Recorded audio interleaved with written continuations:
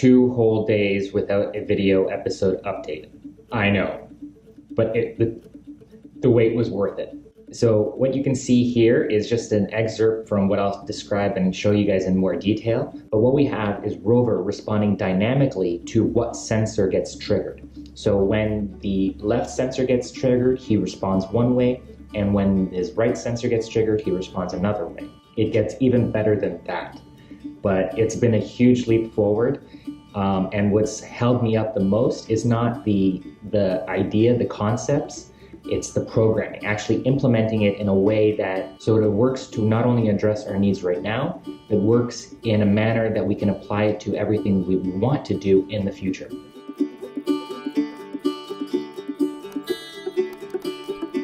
So what we're going to do is send over a drive command after I flip ROVer's forward sensors on here, and then I'll switch over to short drive command like we've done many times before. Send that over to ROVer. And what I'm going to do is I'm going to let him get started rolling here. And then I'm going to block his front left sensor. ROVer's going to run through some commands.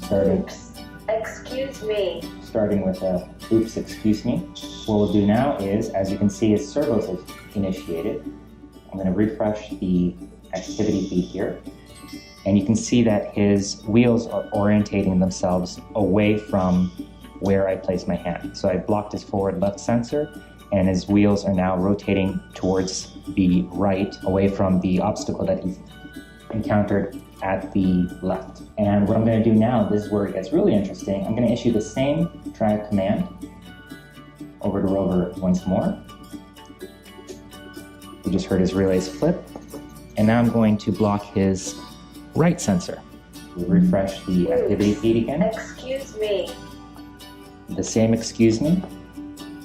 What we're going to see now, though, is his wheels orientating away from the opposite sensor. I blocked his right sensor, and now he's rotating away for a left-hand turn away from the obstacle that he encountered on the right side. And what we can see here, if I keep refreshing the activity feed, is he's running through He's running through these different commands, and all of these commands that we see ROVer's executing here are all the result of this drive command that we initiated the second time around, and all these were executed as a result of the drive command, where is it? Right there.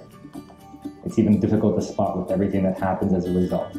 So you remember this sketch of what ROVer faces every day. This is basically a counter here, and this is his way down towards down the corridor towards where my front door leads. This is the same area here, the counter and the corridor towards the doorway.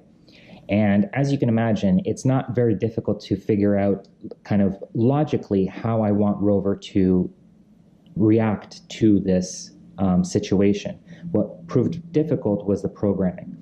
So as ROVer approaches this counter, if for example at an angle, it's likely that his front left sensor will get triggered, and his center or right sensor might show an opening available to him.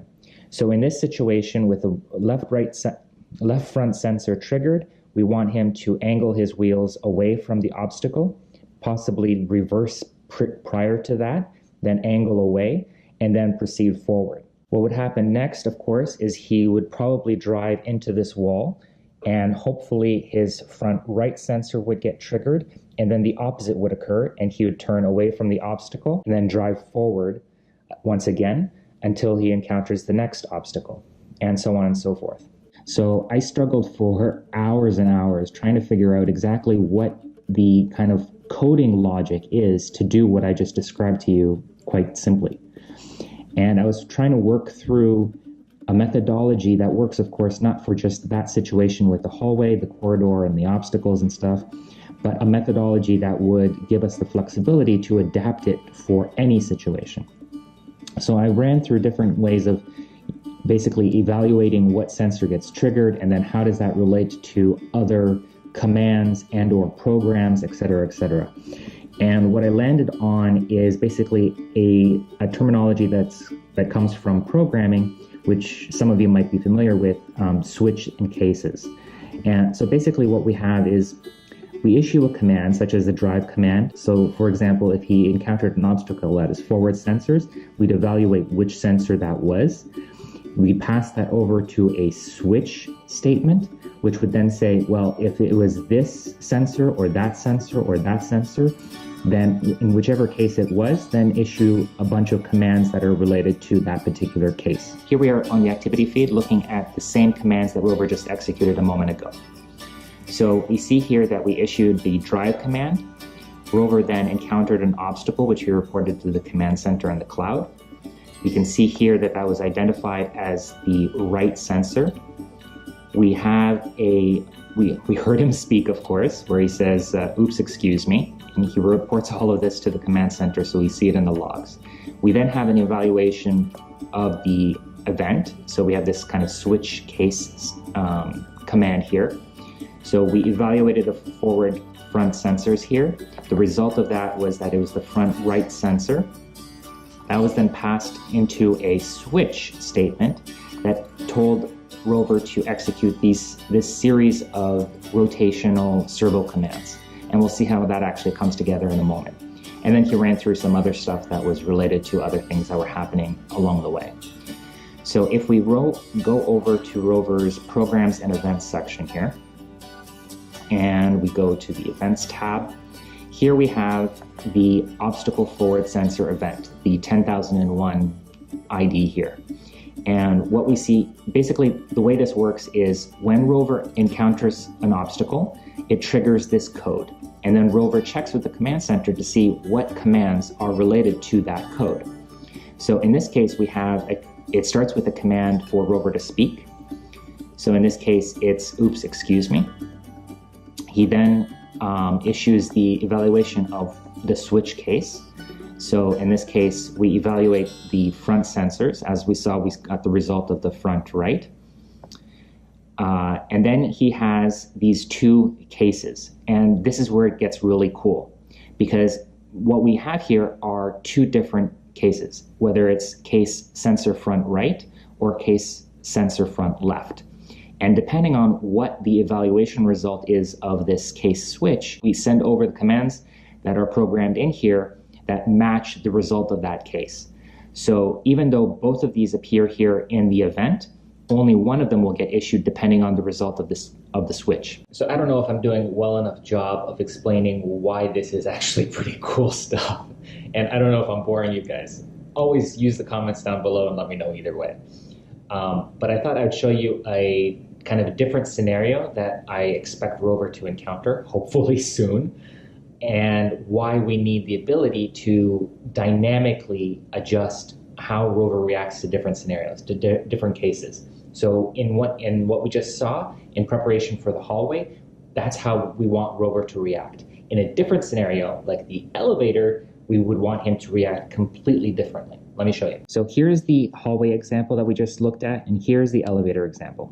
So in the hallway, we saw how we want ROVer to react to respond to a trigger at his left front sensor versus his right front sensor. In contrast, if we were looking at the elevator situation, so here's the elevator here, and ROVer entering the elevator. Rather than having him rotate away and then roll forward, what we would want him to do is roll forward until the front sensor, any of the front sensors are triggered, meaning that he enters the elevator to a certain distance from the back wall. And then what we'd want him to do is actually rotate around to face the front, to face the elevator door in preparation to exit once the elevator door is reopened. So as you can see, the way we want him to react in these two different situations is completely different. We would never want in this hallway situation for ROVer to completely reverse and do a 180. I know, so what you're saying is we need a dynamic way of giving ROVer instructions depending on the situation. Exactly. Let me show you. So what we saw a moment ago was over in ROVer's Programs and Events section, we were on the Events tab. And we were looking at what happens when he encounters that obstacle. Now, these are the event defaults, basically what we want to have happen in kind of a default scenario. However, we want to have the ability to vary those responses to different event codes. So that 10,001 obstacle forward sensor event, we want him to react to that differently if he's attacking my hallway or whether he's entering an elevator. We need that flexibility. So here, for example, over in the program section, what you'll see, and this is, I'm still kind of working through this. Again, the programming is actually more difficult than the logic at this point. But what you see here is I've got a program called hallway. So this is an example of how we can create programs that also address the event codes. If we send this program over to ROVer, it'll send over these initial settings for him to execute, which will turn on various sensors, set the sensor minimums that we want him to use, etc., etc. He'll then actually begin the forward drive command itself, and then we have the event codes. So and of course none of this will get executed if ROVer doesn't actually encounter an obstacle. So these are all conditional. So if ROVer, when performing this program, encounters a forward obstacle, triggers this 10,001 code, he will then speak and he'll say something. I forget what I programmed in here. We have the same evaluation switch command here, which will evaluate the forward sensors. And then we have a case if the result of the switch statement is that it's a sensor front left.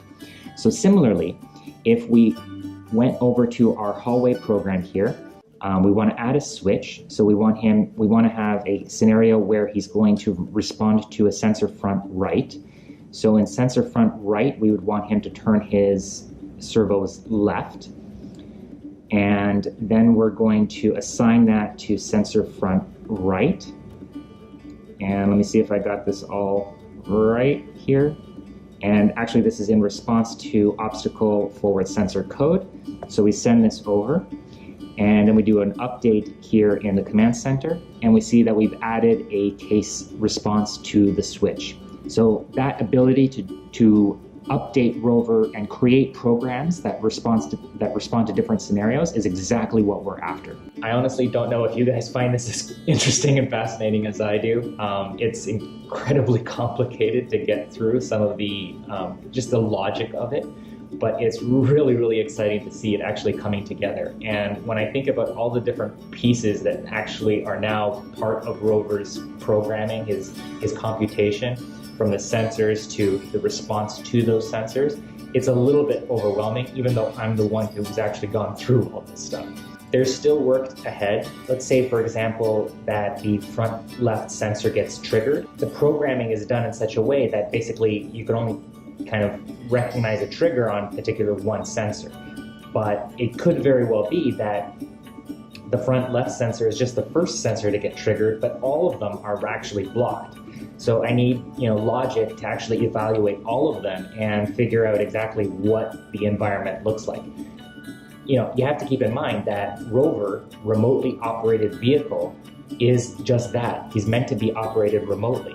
So I'm not actually going to be able to see, other than through his camera, which of course he sends up to the cloud too, that's pretty cool, exactly what the environment is. So his sensor data and the sensor information that he sends up to the cloud, to the command center, that's vital for us to be able to understand what he's experiencing in his situation so that we can send over the right programs with the right response codes, etc., etc. So hopefully by the next episode, I'll have the programming tweaked enough that we can actually put this stuff to work and send ROVer down the hallway and see how it works and figure out kind of what makes sense and what doesn't make sense and what else he needs. So if you're as curious as I am to see how it actually works in reality, subscribe, get notified of new episodes, give us a thumbs up. Use the comments down below on YouTube or over on ROVer's site. We'd love to hear from you, comments, questions, suggestions. And otherwise, we'll see you guys next time. Cheers.